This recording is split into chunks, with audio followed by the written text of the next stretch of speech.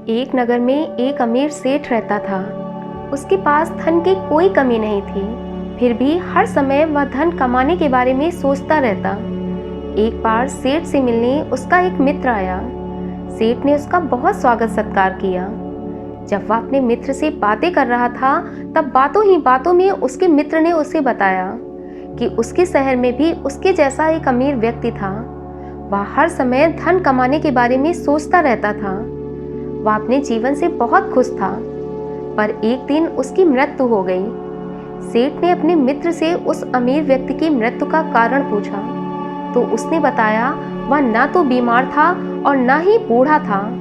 अचानक एक दिन उसकी मृत्यु हो गई। मित्र की बातों को सुनकर सेठ को बहुत हैरानी हुई, क्योंकि उसे यही लगता था कि मृत्यु या तो बीमारी से होती है या फिर बुढ़ापे में। सेठ का मित्र अपने घर वापस चला गया, लेकिन सेठ अभी तक उस अमीर व्यक्ति की मृत्यु के बारे में सोच रहा था। उसने सोचा कि मुझे भी कभी न कभी अचानक से ऐसे मृत्यु आ सकती है। यही बात सोचकर वह चिंतित रहने लगा। जो सेठ पहले धन कमाने के बारे में सोचता था, अब वह केवल मृत्यु के बारे में सोच रहा था। रात दिन मृत्यु के बारे में सोच सोचकर उसका शरीर कमजोर पड़ने लगा। मृत्यु के डर से वह कुछ भी ढंग से नहीं खाता और ना ही खुश होकर कोई काम करता। धीरे धीरे कुछ ही समय में उसकी ऐसी स्थिति हो गई कि मानो कभी भी उसके प्राण निकल जाएंगे। हर समय खुश रहने वाला वह सेठ अब दुखी परेशान घर के एक कोने में पड़ा रहता था। उसे देखने के लिए एक दिन उसका एक रिश्तेदार उसके घर आया। सेठ की हालत देखकर वह आदमी सेठ को एक सन्यासी के पास ले गया। उसने सेठ से कहा, यह बहुत प्रसिद्ध सन्यासी हैं, तुम अपनी समस्या इन्हें बताओ। उस सेठ ने सन्यासी से कहा, मैं अभी मरना नहीं चाहता, कहीं मुझे मृत्यु न आ जाए, इस बात से मैं बहुत चिंतित हूँ। सेठ की बात सुनकर सन्यासी ने कहा, अच्छा तो तुम्हें मृत्यु का भय है? उस सेठ ने कहा, हाँ, मेरे पास इतना धन वैभव है, मेरी मृत्यु के बाद इसका उपयोग कौन करेगा, इसलिए मुझे जीना है। उस सन्यासी ने कहा, इतनी जरा सी बात है, मैं अभी तुम्हें एक मंत्र बताता हूँ, तुम इसका उच्चारण अपने मन मस्तिष्क में करना और लगातार अपने मुंह से भी करते रहना।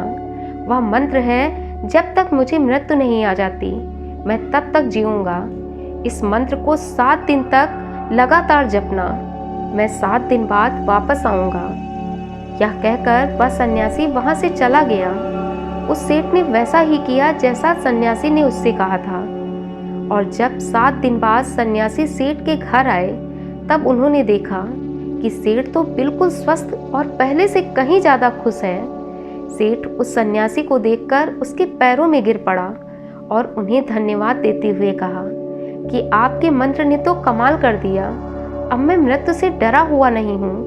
पहले मैं मृत्यु के डर के कारण जी नहीं पा रहा था, और अब मैं चैन और सुकून से बिना डरे जी रहा हूँ। उस सन्यासी ने मुस्कुराते हुए कहा कि मैंने तुम्हें कोई मंत्र नहीं दिया था, बस तुम्हारी सोच को परिवर्तित किया था।